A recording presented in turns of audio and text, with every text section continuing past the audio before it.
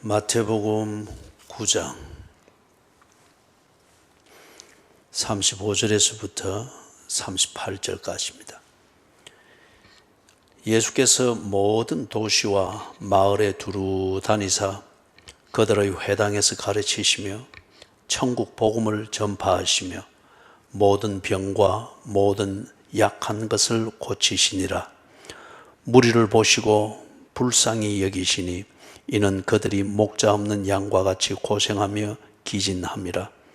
이에 제자들에게 이르시되 추수할 것은 많되 일꾼이 적으니 그러므로 추수하는 주인에게 청하여 추수할 일꾼들을 보내주소서 하라 하시니라. 아멘. 사도행전 그동안 강의하던 것은 잠시 쉬고 또 연말 연시를 또 맞이해서 우리 현실을 돌아보고 또 하나님의 약속 그 안에서 우리 공동체가 해야 될 일 그게 무엇인가 또 생각해보는 그런 시간들을 몇 주간 또 가져볼 수 있기를 바랍니다. 그래서 오늘 읽은 이 본문에서 교회가 무엇을 해야 되는지, 어쩌면 교회 이전에, 공동체로서의 교회 이전에 예수를 믿는 사람들, 그리고 하나님의 나라를 대망한다는 그리스도인들이 궁극적으로 어떤 관심을 가져야 되며, 그런 관심을 가졌으면 어떤 실천적인 삶이 나와야 되는지 이 부분을 살펴보고자 합니다. 예수님께서 제자들에게 그것을 보여주었기 때문에 그렇죠. 우리가 종교에 대하여서 자주 이야기를 하고 많이 생각을 합니다.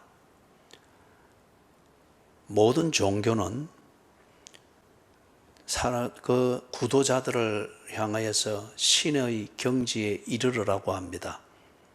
그게 각 종교가 가르치는 구도 행위입니다. 그리고 모든 종교가 또 가르치고 그리고 훈련을 시키는 그들 나름대로의 기도의 목적입니다. 신의 경지에 이르러라. 그리하면은 네가 그 고난에서 또는 그 고통에서 벗어날 것이다. 그게 또 그들이 말하는 내세 또는 피안의 세계 그런 것이죠. 신의 경지에 이르러라. 그렇기 때문에 종교는 사람들을 찾아가지 않습니다. 종교는 사람이 찾아오기를 기다립니다. 그리고 사람들에게 해답을 주는 것이 아니고 그 종교를 따를 수 있는 것을 준비되어진 프로그램과 철학과 어떤 논리를 가지고 가르치려고 합니다. 그게 세뇌시키는 것이죠. 그렇기 때문에 종교는 절대 사람을 찾아가지 않습니다. 사람이 찾아와서 자기들에게 잘 복종하도록 기다립니다. 그리고 그런 것을 준비해 놓고 있습니다. 그렇기 때문에 종교에는 해답이 없습니다. 종교는 언제나 사람들을 더욱더 불안하게 만들고 더욱더 궁핍하게 만들고 더욱더 굴종적이 되게 만들고 막연하게 무언가를 바라고 기대하면서 꼭 노름하듯이 현실을 그렇게 살도록 만듭니다. 그래서 종교에 사람들이 붙들려 버리면은 자유가 없습니다. 자신의 삶이 없습니다. 그냥 굴종일 뿐입니다. 그런데 종교가 아닌 기독교는 종교가 아닙니다. 왜 기독교가 종교와 다른가 하는 본질에 대하여서는 자주 이야기해 왔습니다. 그렇기 때문에 오늘은 그 설명을 하는 것이 오늘은 이 본문의 주제와 맞지 않기 때문에 그것은 피하고요. 종교가 아님에도 불구하고 오늘날 현대 교회들이 보면은 현대 교회들이나 특히 목회자들이 보면 꼭 종교의 방법을 답습을 하고 있습니다. 교회들이 오늘날 사람들을 찾아가지 않습니다. 목회자들이 복음의 진리를 들어야 될 사람들을 찾아가지 않습니다. 하나님이 인간이 되셔서 이 세상에 오신 목적은 자기 백성을 저희 죄에서 구원하기 위하여 죄인이 있는 곳으로 찾아오셨습니다. 그리고 죄인들을 찾아다니셨습니다. 그리고 저들을 구하기 위하여 저들의 죄에서, 저들의 죄에 빠져 있는 그 가운데로 들어가셨습니다. 그런데 오늘날 현대 교회들이, 그리고 교회의 지도자들이, 목회자들이, 그리고 교회에서 중심 역할을 한다고 하는 교인들이 사람을 찾아가지 않습니다. 언제나 사람이 찾아오기를 기다리면서 건물 짓고 편안한 의자를 만들고 사람들이 관심을 가질 만한 프로그램 만들고 그 프로그램을 익혀서 훈련해서 딱, 대개 목회자들도 그렇게 준비를 하고 있습니다. 뭐 제자 훈련이고 뭐고 한다고 하지만은 그렇게 한 내용은 보면은 사람을 기다리고 오면은 딱 우리 사람 만드는 그 틀입니다. 그렇기 때문에 어떻게든지 사람들이 교회 안에 들어올 수 있도록 그러한 좀 뭐 큰 쇼핑센터에서 호객 행위를 하는, 그리고 마케팅 전략에서 홍보를 하는 것과 다를 바 없는 그런 행위들을 하는데 그걸 전도라는 이름을 붙여가지고 그렇게 합니다. 그러나 문제는 교회 안에 사람들이 모여들고 뭐 바쁘게 움직이는 목회자들이 있고 이런 프로그램 저런 프로그램 매끈한 설교들을 해치고 하는데 문제는 뭐냐는 거예요. 교회 안에 모여있는 사람들이 구원을 받지를 못합니다. 하나님을 만나지를 못합니다. 천국의 복음을 듣지를 못합니다. 천국의 복음을 듣고 하나님의 자녀의 그 신분을 확인하면서 그렇게 천국의 생명을 소유한 걸 알고 천국의 사람다운 삶이 시작되어지는 거듭남이 없습니다. 종교의 방식들을 오늘날 기독교 교회들이 흉내를 내고 있고, 종교의 방식들, 그것을 오늘날 교회의 지도자들이 생각 없이 그대로 답습을 하고 있습니다. 다시 강조하지만은 오늘날 교회들이 죄가 관영한 곳을 찾아다니지 않습니다.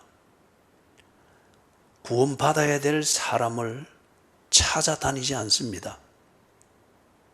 그리고 구원받아야 될 사람들, 그들에게 복음을 전하지 않습니다. 다 신앙생활 또는 교회를 사랑한다, 그 실제의 모습은 다 사람이 와서 매력을 가질 수 있도록 꾸미고 그런 관심을 가질 수 있는 프로그램 만들고 그런 설교를 몸에 익히고 뭐 그런 겁니다. 오늘 이 본문에서 그러한 면을 예수님께서 지적을 하고 있습니다. 2000년 전에 유대교가, 유대 사회가 그런 식으로 했거든요. 그래서 우리가 양상이 다르고 문화가 다를 뿐이지 똑같은 맥락을 오늘 우리 사회에서 볼 수 있습니다. 그렇기 때문에 예수님이 왜 너희들은 생명의 복음을 종교 철학으로 바꾸고 있느냐? 왜 너희들은 하나님의 구원의 사역을 종교적 비즈니스로 만들고 있느냐? 그 지적과 같습니다. 36절을 보면은 예수님이 무리를 보시고 불쌍히 여기셨다 그러죠. 왜 예수님께서 무리를 보고 불쌍히 여기셨을까요? 왜 예수님의 눈에 그 무리들이 충실한 고객으로 보이지 않았을까요? 그 무리들을 다 건물 하나 지어서 건물 안에 다 가두면은 대형 교회가 되어서 유대교가 판치는 그 사회 안에서도 함부로 건드릴 수 없는 종교 집단을 만들어서 뭔가 세력을 뻗칠 수 있을 텐데 예수님은 그 관심이 없었습니다. 무리를 보시고 불쌍히 여기셨다. 이걸 강조하고 있습니다. 불쌍히 여기셨다는 이 말의 의미는 단순한 동정심이 아닙니다. 예수님이 그들을 불쌍히 여기셨다는 그 실제적인 내용은 예수님이 그들을 볼 때에 문자 그대로 이해를 하면은 창자가 아팠다는 겁니다. 창자가 아팠다. 그들의 처지를 보고 그들의 실상을 예수님이 보니 잠 못 이룰 정도로 그렇게 그들이 눈에 밟히고 그리고 입맛이 없고 창자가 아플 정도로 그렇게 그들에게 마음이 쓰였다는 겁니다. 그 무리들이 나름대로는 부자도 있고 잘 배운 자도 있고 여러 3인 3색의 그러한 구성이겠지만은 예수님의 눈에는 한결같이 하나의 문제가 다 보여지니 그들이 너무 불쌍했습니다. 창자가 아플 정도로 불쌍했습니다. 왜 예수님이 그들을 불쌍히 여기셨을까요? 36절을 보니까 목자 없는 양에다가 비유를 했습니다. 그래서 그들의 처지를 보니 다 고생하며 기진하였다. 물론 직장이 없어서 고생하는 사람들이 거기에 있었을 겁니다. 집안 형편이 이전같이 아니해서 기진해 있는 사람들도 있었을 겁니다. 가족 관계가 트러블이 심해서 집에 있는 시간이 훨씬 많으니까 트러블이 심한 그 가족 안에서 지 역할을 지킨다고 하는 게 사람의 진을 빼놓을 수가 있겠죠. 어떤 사람은 종교적인 문제로, 소위 말해서 영적인 문제로 기진해 있고 고생하고 있는 사람들도 있을 것입니다. 그런데 지금 예수님께서 볼 때 꿰뚫어 보니 그들이 다 고생하고 기진했다. 개 중에는 잘 먹고 잘 사는 사람도 분명히 있을 것이고 하루 종일 지 스케줄을 쫓아가기에도 시간이 모자라서 언제나 바쁘다는 이 말로 남보다 한 수 더 위에서 살고 있는 것처럼 자신도 그렇게 쏟고 있고 사람들도 그렇게 쏟는 바쁘게 살아가는 사람도 있을 겁니다. 그런데 예수님의 눈에는 그들이 다 고생하며 기진하는 사람, 그래서 불쌍히 여길 수밖에 없는 사람이었다. 그런데 그들이 왜 고생하며 기진하는가? 이걸 예수님이 딱 어떤 관점에서 보았습니까? 경제적 관점에서 본 것도 아니고 건강의 관점에서 본 것도 아니고 또는 사회적 관점에서 본 것도 아니고 그거는 하나의 환경일 뿐입니다. 그들이 진정 고생하고 기진하는 그 중요한 이유는 목자 없는 양 같았기 때문이라고 합니다. 양은 특별한 특징이 있는 짐승입니다. 짐승마다 특징이 있겠지만 이스라엘이 당시에 이 양은 그들이 기르는 가축 중에 아주 중요한 종류이고 그 다음에 그들의 삶에 아주 밀접해 있는 그런 가축입니다.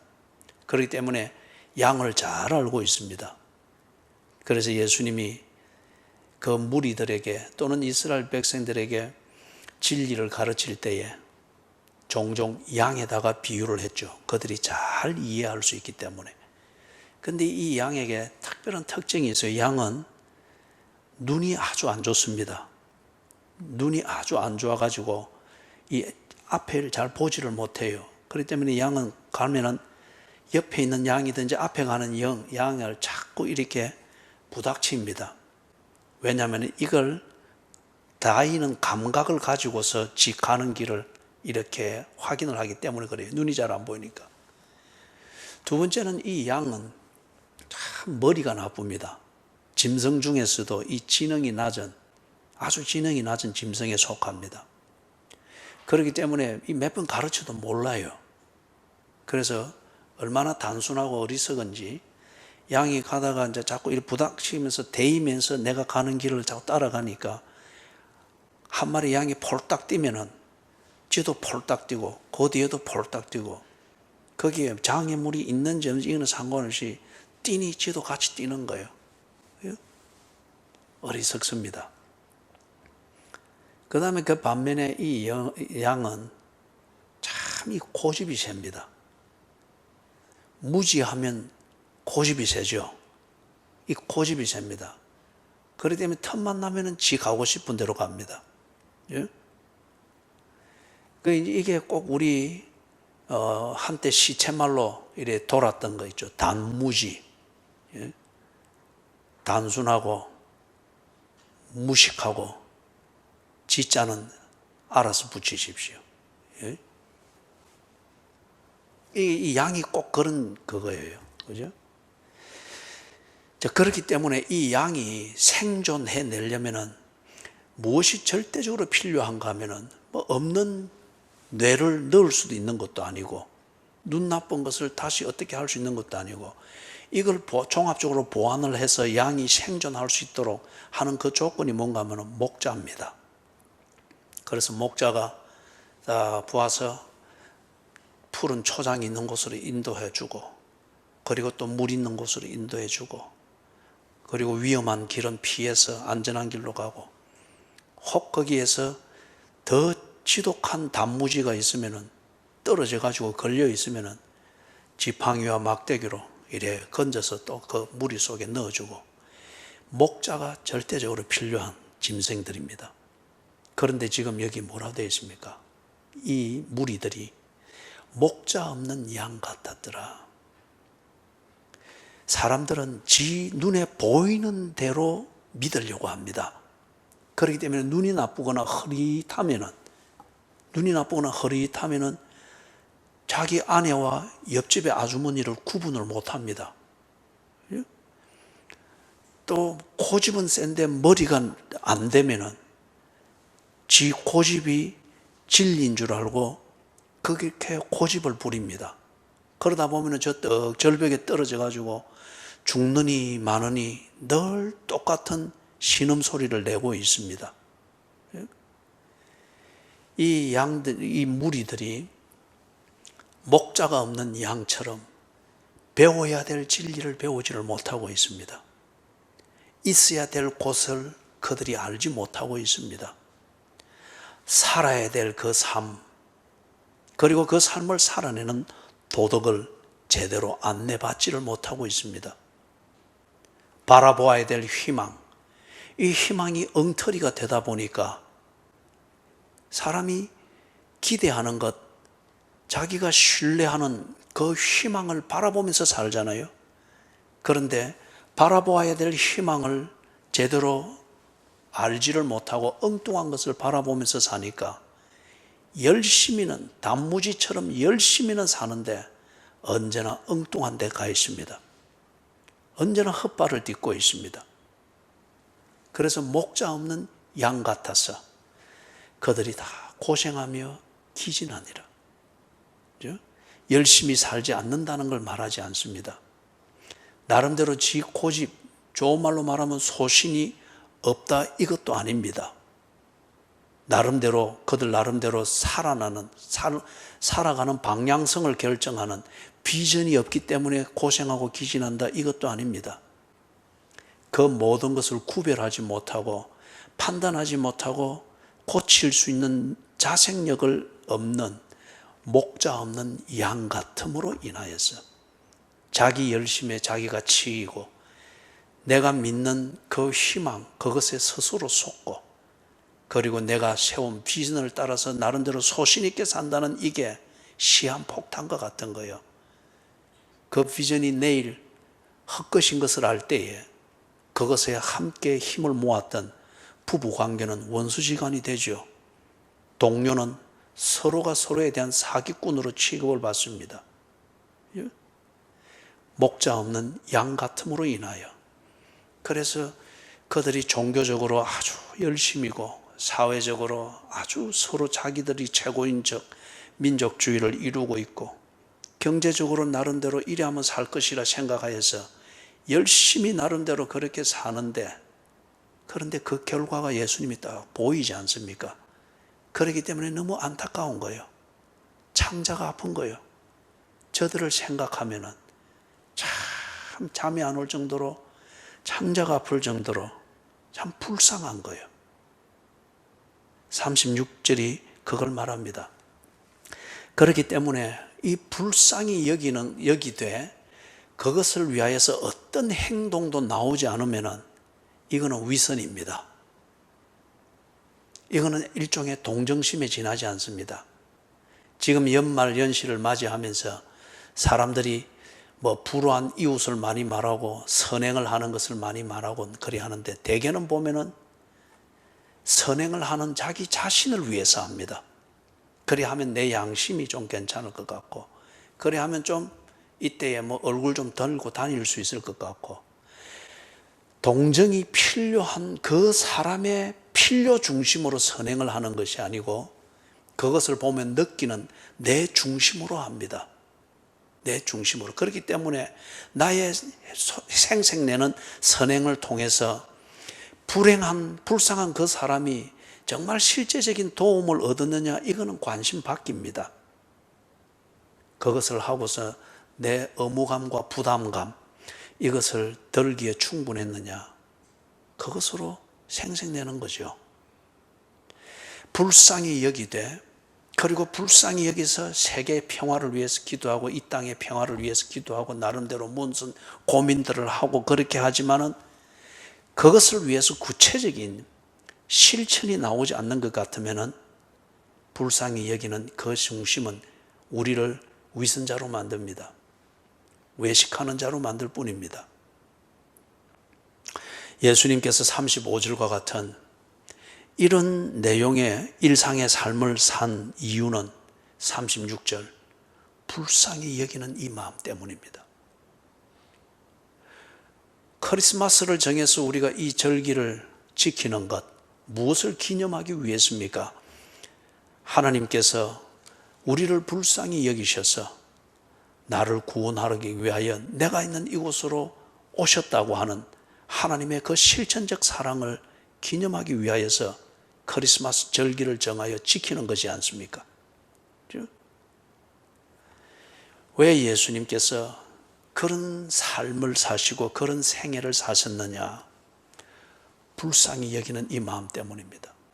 그리고 그 불쌍히 여기는 마음, 그것을 실천하기 위하여서 예수님이 하셨던 것은 목자가 되기 위하여 고생하고 기진해 있는 양 같은 그들이 있는 곳으로 찾아다니신 겁니다. 왜냐하면 그들의 문제가 목자가 없는 양 같기 때문에. 그러면 그 문제를 풀려면 그들에게는 돈이 아니고 건강이 아니고 가정이 아니고 뭡니까? 목자입니다. 목자의 인도를 받을 때에 그들이 더 이상 고생하고 기진하지 아니하는 가정을 세우고 고생하고 기진하지 아니하는 그러한 경제 활동을 할 수 있기 때문에 그들에게 근본적인 해결책이 되는 목자, 이것이 되기 위하여서 예수님은 불쌍한 자들이 있는 곳을 찾아다니신 겁니다. 그리고 그들을 만나신 겁니다. 35절에 구체적으로 이 얘기를 하고 있죠. 네 가지를 이야기합니다. 동사 네 개가 나오고 있죠. 첫 번째는 두루 다니시다. 두 번째는 가르치시다. 세 번째는 전파하셨다. 네 번째는 고치셨다. 이 네 가지, 네 개의 동사가 있는데 그 중에서 세 개, 가르치셨다, 전파하셨다, 고치셨다. 이 세 개는 예수님이 그 일상의 활동을 하는 그러한 종류를 말하죠. 그 다음에 이 세 가지의 동사를 탁 묶어주는 하나의 그 동사는 뭡니까? 두루 다니셨다. 다른 말로 말하면은 예수님은 가르치시기 위하여서 찾아다니셨습니다. 전파하기 위하여서 두루두루 찾아다니셨습니다. 고치시기 위하여 고침을 받아야 할 자들이 있는 곳을 찾아 두루두루 다니셨습니다. 종교는 이 네 개의 동사 중에 세 가지는 흉내낼 수 있습니다. 내게 오너라, 가르쳐 주겠다. 내게 오너라, 천국이 뭔지 내가 설명해 주겠다. 내게 찾아오너라, 고쳐주겠다.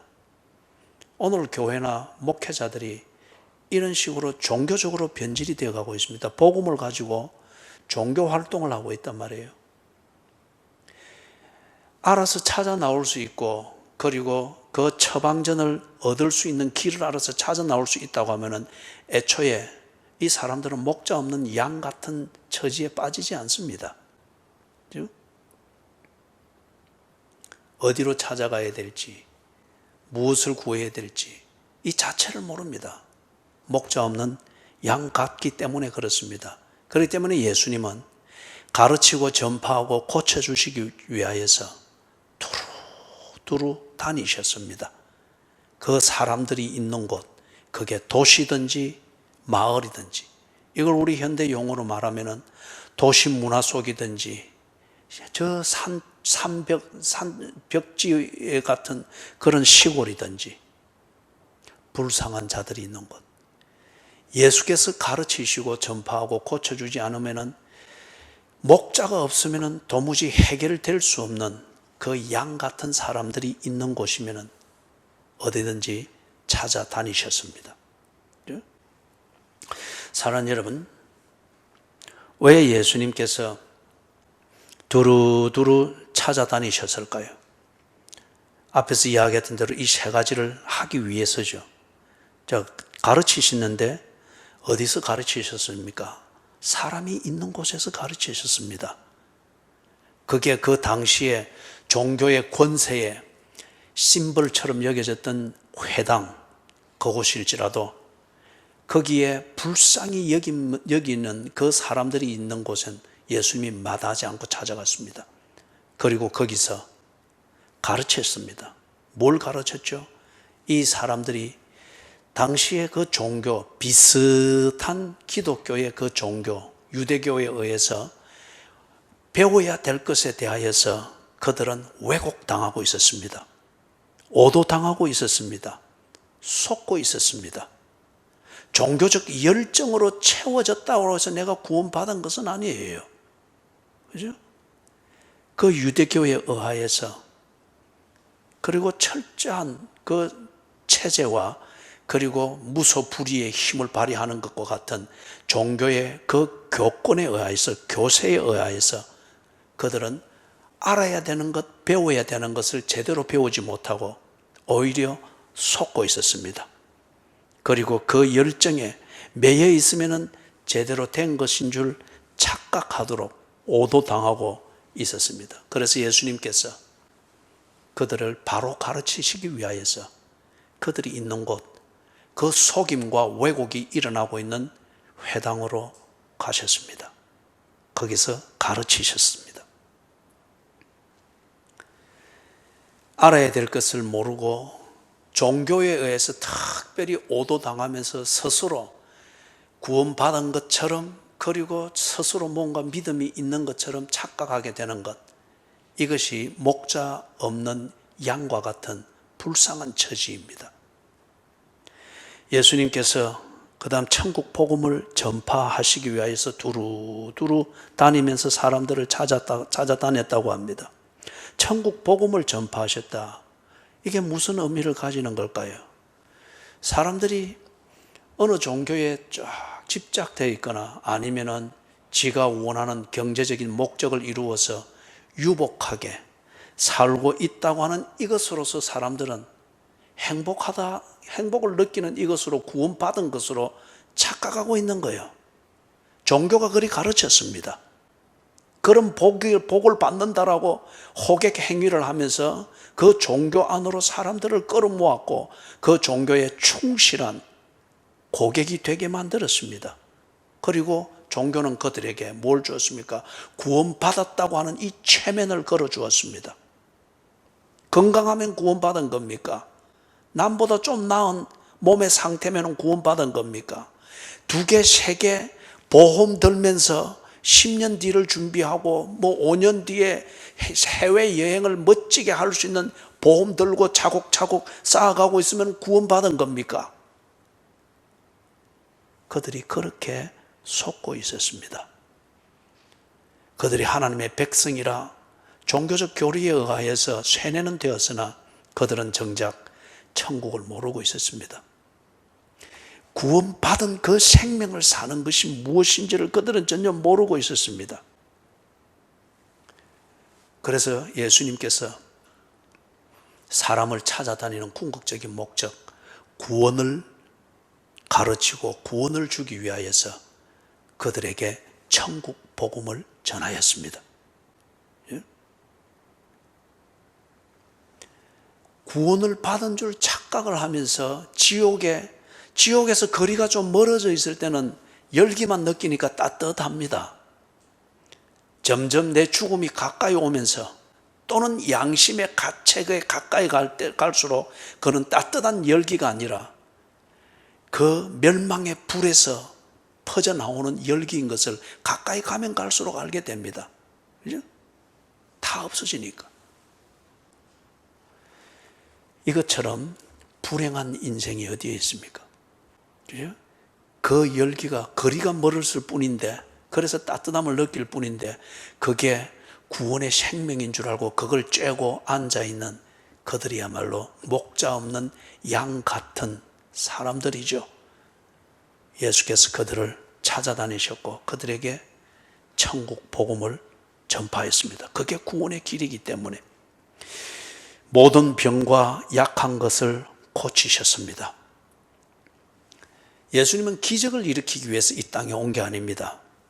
그리고 기적이라 말하는 그러한 사건으로 사람들을 혹하게 해서 자기 무리로 만드는 이런 종교적 비즈니스를 하러 온 교주가 아닙니다.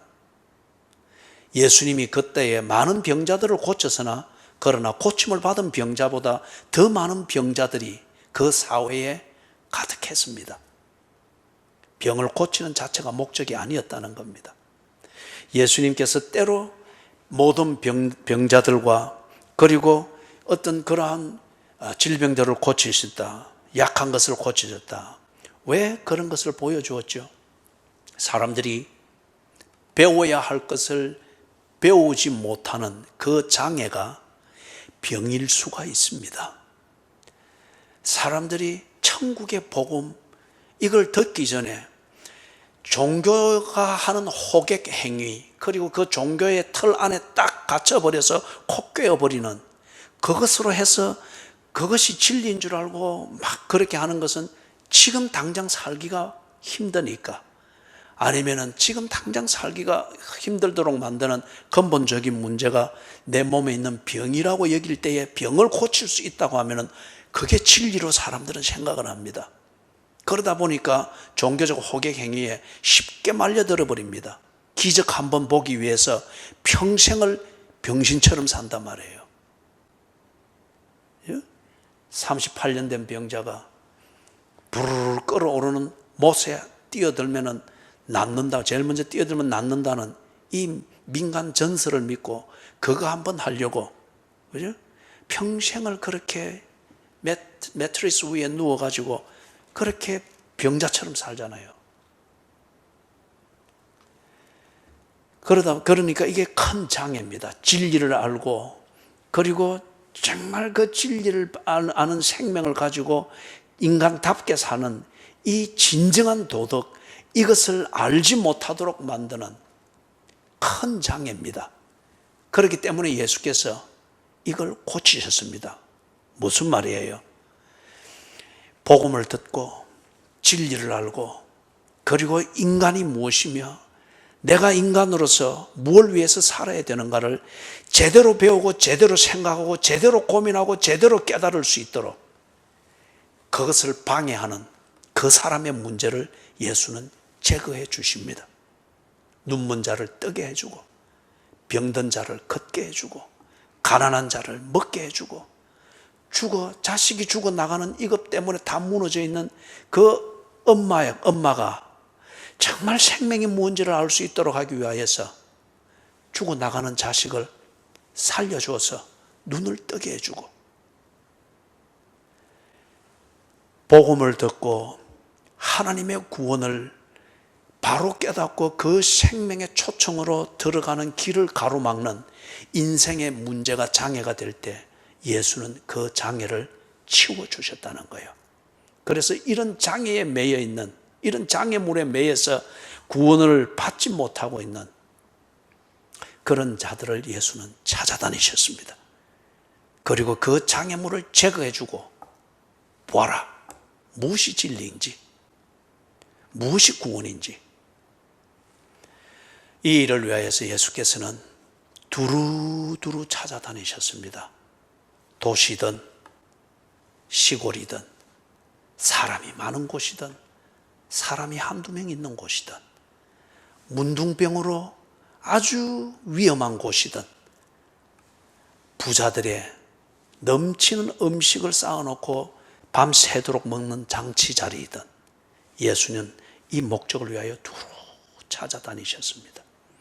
그래서 이 구원을 얻지 못한 자들, 그래서 자기 나름대로의 인생의 문제에 막혀가지고 그 이상을 보지 못하는 그 장애에 갇혀 있는 자들, 그들을 불쌍히 여기시면서 그들을 구원하는 일을 위하여 최선을 다한 거예요. 37절을 보니까 예수님께서 이 제자들에게 가르치십니다. 35절 36절에서 예수님이 제자들에게 보여주었잖아요. 그런 다음에 이 제자들에게 가르치는 거예요. 이걸 좀 어려운 표현으로 말하면 제자도입니다. 제자는 무엇을 위해서 어떻게 살아야 되는지, 그리고 제자는 어떤 종류의 사람인지 이걸 알게 하고 그대로 살도록 가르치는 것, 제자도 훈련이죠. 그래서 제자들에게 가르치는데 37절에 보니까 추수할 일꾼이 모자란답니다. 37절 38절에서 말하는 이 추수에다가 비유를 하고 있죠. 이거는 제자들이 잘 알아듣도록, 이 제자도에 대한 예수의 가르침을 잘 알아듣도록 하기 위해서 그들의 일상생활에 있는 삶의 구조를 가지고 비유를 든 겁니다. 추수할 곡식이 많을 때에 이 추수를 제대로 해내야 되잖아요. 안 하면은 잘 익은 곡식 그대로 썩여 버리는 거잖아요. 곡식이 연걸어서 잘 익고 풍성하다고 해서 그게 내 음식이 되는 건 아니잖아요. 음식이 될 수 있는 가능성일 뿐이죠.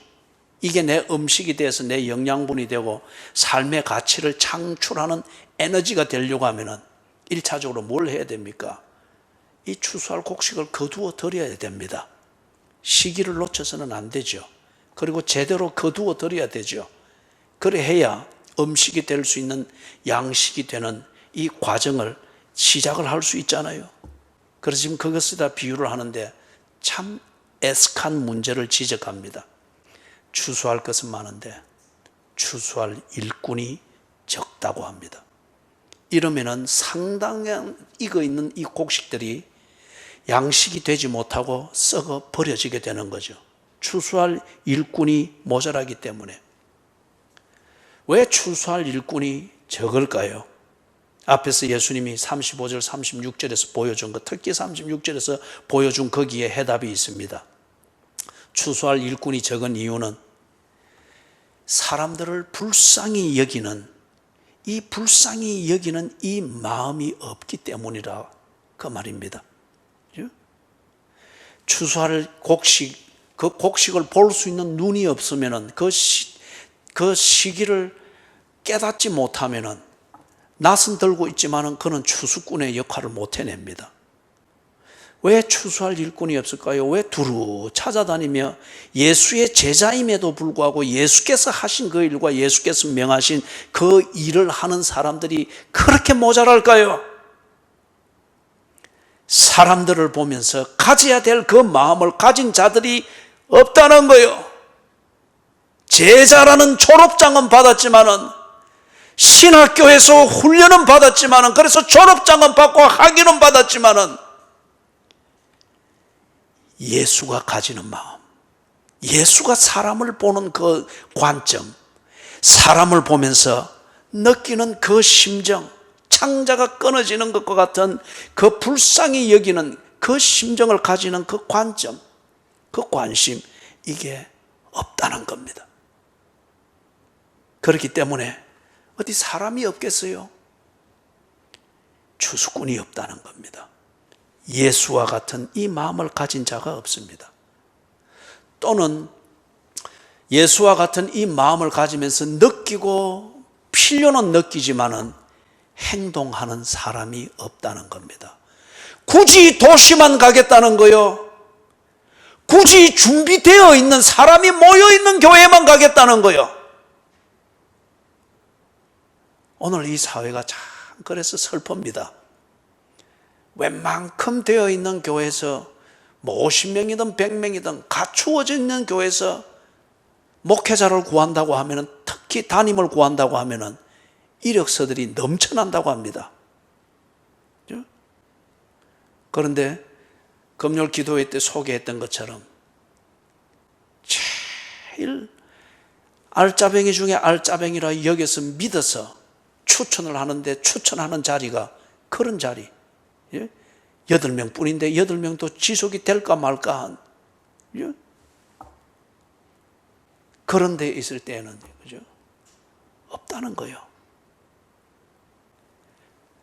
불쌍히 여기는 마음은 있지만은 그 마음을 가지고 행동을 하는 그러한 제자들이 없습니다. 그러니 추수할 것은 많되 추수할 일꾼이 적으니라. 교회를 위해서 기도하는 교인들은 많습니다. 교회를 위해서 관리형의 봉사를 하는 자들은 많습니다. 그러나 예수의 제자로서 저들의 스승인 예수께서 가지던 마음, 예수께서 진정 구원을 위하여서 가르치고 전파하고 고치시는 일을 위하여 두루 찾아다니는 이런 삶을 실천하는 교인들이 갈수록 없습니다. 그렇기 때문에 이 땅에 지금 갈수록 많은 것은 교회로 쓰던 건물은 많은데 사람은 없어집니다.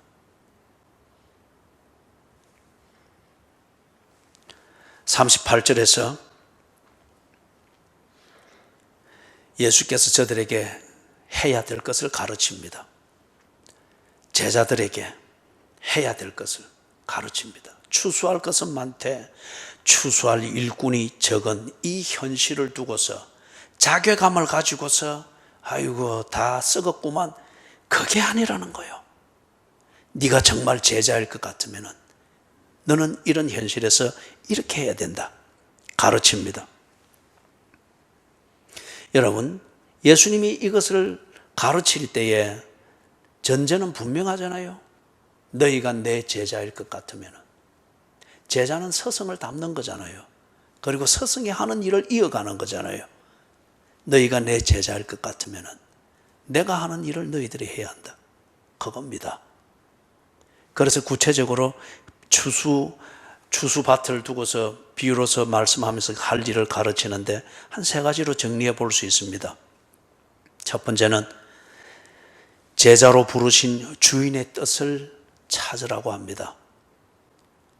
제자일 것 같으면, 네가 제자일 것 같으면 너를 제자로 삼고 제자로 훈련시킨 주인의 뜻을 구해라고 합니다. 그래서 뭘 하라고 합니까? 주인의 뜻을 구하기 위해서 주인과 언제나 열려있는 대화를 할 것을 말합니다. 이 소통은 너무도 중요합니다. 주인의 뜻을 구하기 위해서 언제나 대화해라. 이게 우리의 입장에서는 기도죠. 가장 보편적인 게 기도죠. 그 다음에 그분이, 주인이 내게 한 말, 이 말을 새기는, 이걸 보고 우리는 묵상이라고 합니다. 또는 명상이라고도 하죠. 대화입니다. 그 다음에 2번째는 배운 것을 실천하라는 겁니다. 주인의 뜻을 구한다. 그러면서 배운 대로 하지 않고 지 생각대로 하는 것, 그건 한 달란트 받았던 종의 태도였죠. 그 다음에 주인의 뜻을 구하는 것 같으면 주인을 닮아가야 됩니다. 당시 유대 사회에서 제자는 자기를 가르치는 랍비를 쏙 빼닮아가는 것, 그게 훌륭한 제자였습니다. 닮아가야 되는 것. 그래서 늘 자기를 가르치는 그리고 지도하는 랍비를 거울 삼아서 비추어 보면서 그것과 얼마나 내가 닮아 있는지를 살피는 겁니다. 그 다음에 한 가지를 더 드는 것 같으면 주인의 뜻을 구하는 것, 그것은 주인을 순종하는 겁니다. 주인을 위해서 일한다, 이 표현은 부족한 겁니다. 주인의 뜻을 구하는 것은 주인을 위해서 일하는 그 이상, 그게 뭐죠? 순종입니다. 주인의 뜻을 이루기 위하여서 두루 찾아다니는 겁니다. 그분이 하신 그 본을 보이신 대로. 그리고 주인의 뜻을 이루기 위해서 순종한다고 하는 것은 주인의 소유권과 그분의 권위를 인정하는 겁니다. 내가 선택해서 도시만 간다? 아니에요. 또는 나의 금욕주의적 성향을 따라서 나는 빈민굴에만 가겠다? 그것도 아니에요. 지 성향대로 하는 게 아닙니다. 주인의 뜻을 이루기 위해서 주인의 소유권과 주인의 권위를 존중하여서 그분이 말씀하신 것을 순종하는 겁니다. 이게 제자로 부르신 주인의 뜻을 구해라. 추수의 주인에게 일꾼이 적으니 보내달라 구하라는 그 의미죠.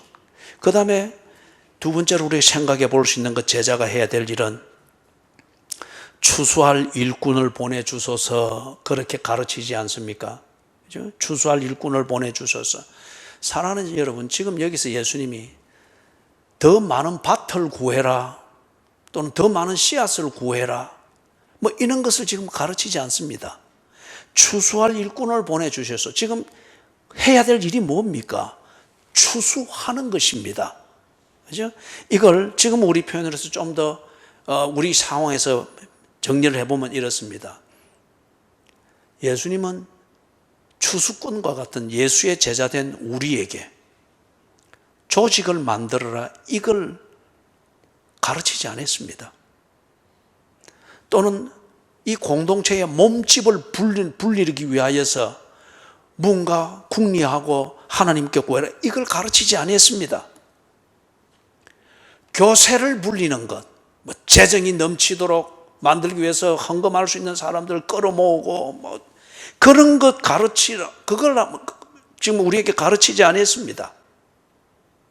추수할 일꾼을 보내주셔서, 어떤 의미입니까? 그렇다면은 제 스승이 했던 것처럼 가르치고 전파하고 고치는 이 사역을 할 수 있는 사람들, 이런 사람들을 추구하라는 거예요.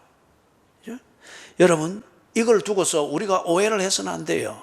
이 교인들이 또 순진해서도 그렇거니와 아니면은 실제로 고생을 하고 두루 찾아다니면서 이 수고를 하는 것은 다른 사람이 해야 되고 나는 그걸 위해서 간절히 기도만 하겠습니다. 이 위선이요, 그죠? 이 먼저 믿은 자들의 이 어중간 제비와 이 위선 때문에 오늘날 한국 교회가 이 지경이 됐잖아요. 목회자들에게 일차적인 책임이 있죠. 그렇게 하면서 분위기만 잡고 한 번씩 헌금 턱턱 내는 것, 그것으로 좋은 교인인 것처럼 자꾸 부추기고 떠받들어 주니까 분위기 잡는 기도가 있을 뿐이지 피를 토하는 주인과의 대화는 없지 않습니까? 그 간을 떼내가지고 그 죽어가는 교인에게 나눠주던 그 정목사가, 그 사람은 그런 건강이 있었던 사람이 아니거든요.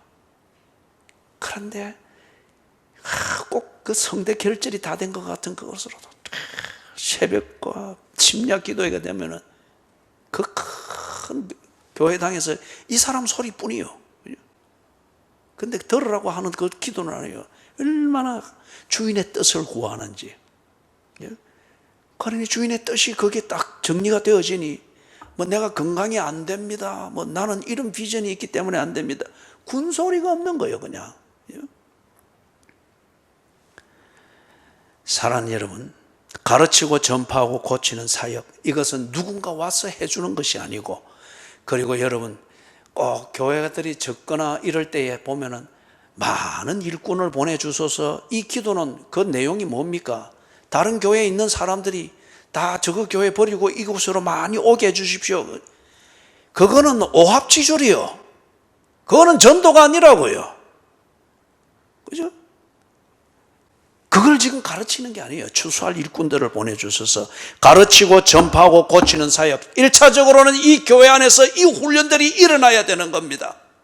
1차적으로는 이 훈련들이 일어나서 여러분들이 직장에서든 가정에서든 어느 곳에서든지 배워야 할 것이 무엇인지를 말할 수 있어야 되고, 구원을 받는다고 하는 것이 무엇인지를 분명하게 말할 수 있어야 되고, 그리고 그 사람이 예수를 믿게 되고 복음을 접하는 데 있어서 장애물에 갇혀서, 그게 질병이든 가난이든 가정의 문제든 어떤 문제든지 간에 그 어떤 삶의 조건 때문에 장애에 갇혀서 복음을 접할 수가 없다고 하는 것 같으면 그 문제를 풀어줘야 되는 거예요.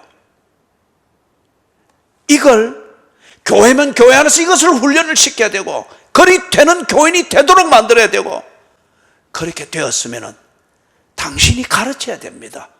가정에서 가르쳐야 됩니다. 당신이 나아가 두루 찾아다녀야 됩니다.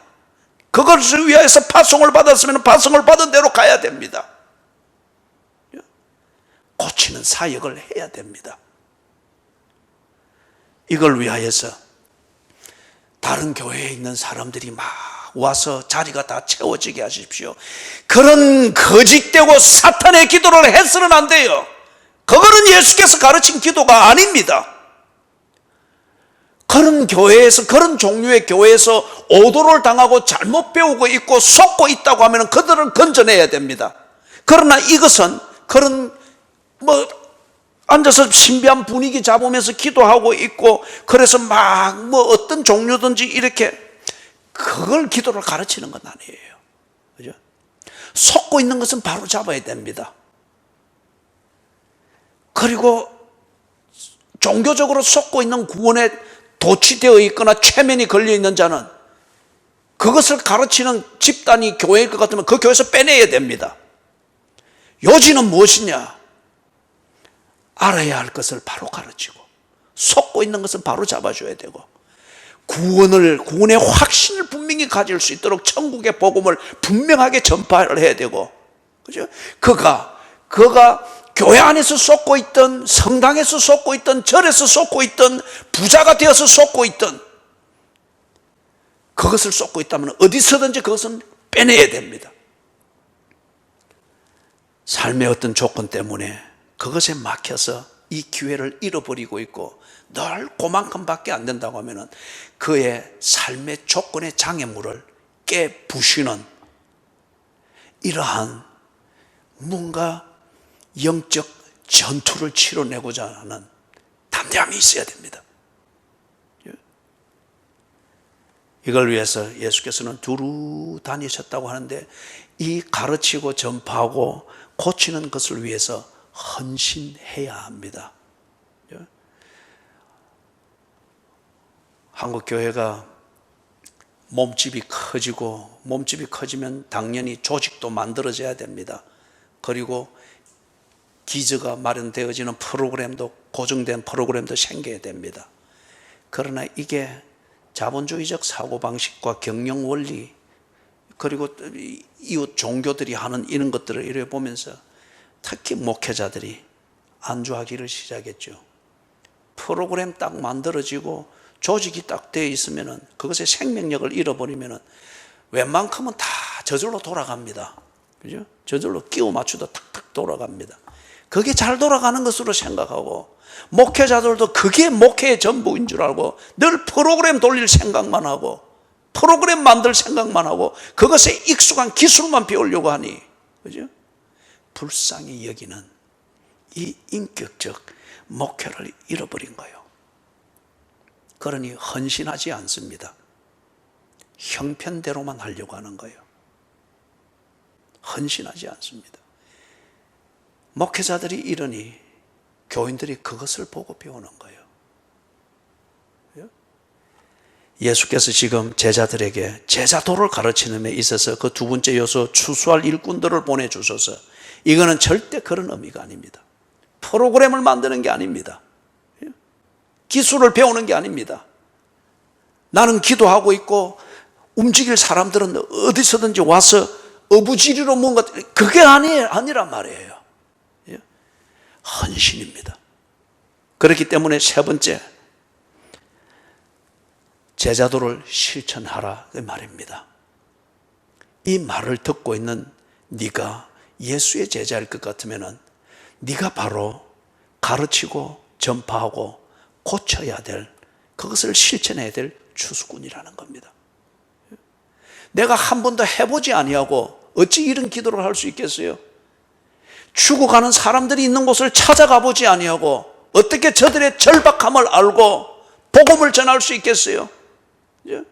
예수님처럼 이렇게 불쌍히 여기는 이 현장을 가지지 아니하고 어떻게 피를 토하는 기도를 할 수 있으며 죽어가는 이 사람들을 보지 아니했는데, 그리고 이렇게 오도되어진 채 그것이 구원이고 천국인 줄 착각하면서 아무 문제 없는 듯이 살아가는 그들과 논쟁해 보지 아니하고서 어떻게 이 복음을 설명할 수 있느냐 말이에요.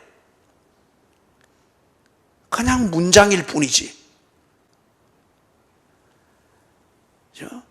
전도는 근본적으로 말하면 사람을 데려다가 교회에 앉혀놓는 것, 이게 전도의 근본적 의미가 아닙니다.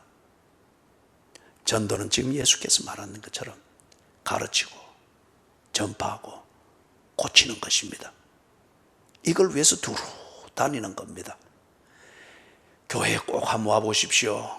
그것은 한번 환경을 만드는 거죠. 환경을. 그죠? 그것으로 다 된 것으로 생각을 하니 어쩌든지 사람들을 교회에 한번 주일날 오게 해서 앉혀 놓으려고 선물 공세하고 뭐하고 그게 전혀 무의미하다는 것은 아니에요. 그러나 그것을 전부로 여기면 안 돼요. 그건 한 계기를 만드는 겁니다. 그죠? 계기를 만드는 거예요. 꼭 이 교회 안에 있어야만이 전도가 됐다, 그가 구원, 그리 말할 수 있는 건 아니에요. 그죠? 이들이 지금 어디서 쏟고 있는 거예요? 회당에서 쏟고 있지 않습니까? 그죠? 어디서 그들이 구원을 얻은 것처럼 엉터리 구원을 가지고 착각하고 있는 거예요? 유대교가 지배하고 있는 그 신비한 종교적 분위기가 가득한 그 사회 구조 안에서 그들이 지금 구원을 착각을 하고 있잖아요. 무엇 때문에 그들이 막혀 있습니까?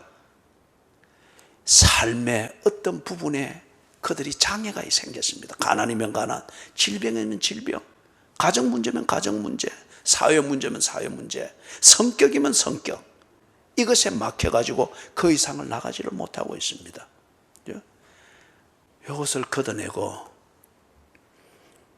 복음의 진리, 천국의 복음을 듣게 하고 그것을 향해서 나아가게 하고 그것을 우러러 보도록 길을 열어주는 것, 이게 전도입니다.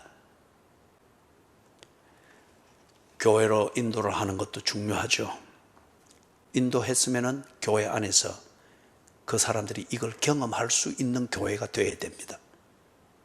교회 안에서 그들이 배워야 될 것을 배우고 정말 구원이 무엇인지를 직면할 수 있도록 기회가 제공되어야 되고, 그리고 이 천국 복음을 들으면서 구원의 삶을 사는 이 소위 말해서 참된 신앙생활을 할 수 있는데 필요한 그들의 삶의 조건들이 만들어지는, 이걸 위해서 서로 상부상조함이 있어야 됩니다. 이게 우리가 사도행전을 볼 때 자기 소유를 팔아 가난한 자들에게 나누어줬다. 그래서 가난한 자가 없더라. 이 말이 지금 세 번째 말하는 그거잖아요. 병든 것, 모든 병과 약한 것을 고치니라.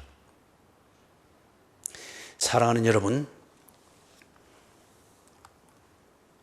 금요 기도회 때도 이야기를 했지만은 저는 지금 이게 우리의 교회 역사의 제2의 국면이라고 생각합니다. 진정한 개척입니다. 진정한 개척입니다. 그래서 어떤 상태가 되어도 이것을 지켜야 되겠으나 특별히 이런 개척하는 이 초기에서는 누구나 다 이 제자가 되어야 됩니다. 우리는 지금 여기 초신자가 없습니다. 이 말은 여러분들이 추수꾼으로 부름을 받았다고 하는 이 각오를 가져야 됩니다. 구경꾼이 되었으면 안 됩니다. 추수할 것은 많대. 여러분, 서면이든 연산동이든 저 부산대 주변이든 이렇게 사람들이 넘쳐나요. 사람들이 넘쳐나는데 이 큰 건물 안에서 이 정도를 가지고서 신비한 분위기로 뭔가 우리의 안위를 위하여서 분위기 있는 기도해서고 이거 아니다 말이에요. 추수할 것이 많습니다. 이 속에 교회가 있고 교회 안에서 예배가 있는 의미는 찾아 두루 다니면서 가르치고 전파하고 고치는 이 일을 위해서입니다. 이걸 위하여서 이 교회가 있고 이 교회라는 조직 안에서 이 공동체가 지금 힘을 모을 수 있도록 하나님께서 부르셨다고 믿습니다. 모두가 제자도를 배우고 추수꾼의 이 정신을 가지고서 헌신, 우리가 예수를 믿으면 예수께서 나를 위해서 헌신하셨듯 나 또한 그렇게 헌신해야 합니다. 여기에 사람을 채우는 이 말이 아니에요. 예수께서 여러분을 구원하시면서 부르신 그 일을 여러분이 해야 합니다. 1차적으로 가정이라고 하는 이 안락한 분위기 속에서 부모의 그 후한 감싸주는 그 사랑 안에서 어쩌면 우리의 자녀들은 그렇기 때문에 구원받았고 그렇기 때문에 그냥 부모가 해주는 대로 하면 반듯하게 사는 것이라 스스로 쏟고 있는지 모를 거예요. 저들에게 바로 가르쳐야 됩니다. 그리고 천국 복음을 분명히 전파해야 됩니다. 언젠가는 우리가 우리의 자식들과 헤어질 겁니다. 속은 채로 두어서는 안 됩니다. 천국 복음을 바로 전해서 생명을 가지고 살 수 있도록 해야 되고, 이것을 하는데 우리의 자녀들이, 가족들이 그들의 인간적 장애가 있다고 하면 살아있는 동안 이것을 고치고 바로 세워주는, 이 장애물을 제거해 주는 것을 위해서 기꺼이 우리의 남은 생애를 걸음처럼 써야 할 것입니다. 이게 헌신입니다. 기도하십시다. 하나님, 예수를 믿게 해주시고 그리고 예수께 받은 이 사명대로 살게 해 주시옵소서. 예수를 믿는 사람이라 하지만 예수를 잘 모릅니다. 그리고 예수님이 보여주시고 가르쳐 주신 제자도를 실천하는 것, 이것에 대해서는 우리가 언제나 나무의 일처럼 생각합니다. 우리가 이 조직에 머물고 공동체의 분위기를 관리하느라 도둑놈처럼 교회 생활하지 않도록 해 주시옵소서. 남의교회 교인들 이유 없이 빼내오진 않은 이런 도둑질을 일삼는 현대 한국 교회를 본받지 않도록 해 주시옵소서. 주여, 속고 있는 자들을 바로 찾아내게 해 주시옵소서. 배워야 할 것을 제대로 배우지 못하고 오도당하고 있는 자들은 그곳이 회당일지라도 교회일지라도 바로 가르칠 수 있게 해 주시옵소서. 구원의 확신을 오도당하고 있는 자들, 종교적 최면에 걸리고 제자도를 벗어난 교회의 신비한 종교적 분위기에 최면이 걸려 있어 천국 복음을 알지 못한 채 구원을 받은 것처럼 착각하고 있는 자들을, 저들을 구원해내게 해 주시옵소서. 그리고 하나님, 이 복음으로 나아가지 못하도록 만드는 삶의 장애에 걸려있는 자들, 저들을 진정 도울 수 있게 해 주시옵소서. 추수할 것은 많되 추수할 일꾼이 적다고 하신 우리 주님의 탄식은 곧 나의 헌신을 두고 한 말인 것을 깊이 새겨서 성령을 근심케 하는 그런 교회 생활 되지 않도록 해 주시옵소서. 예수님의 이름으로 간절히 기도드리옵나이다. 아멘.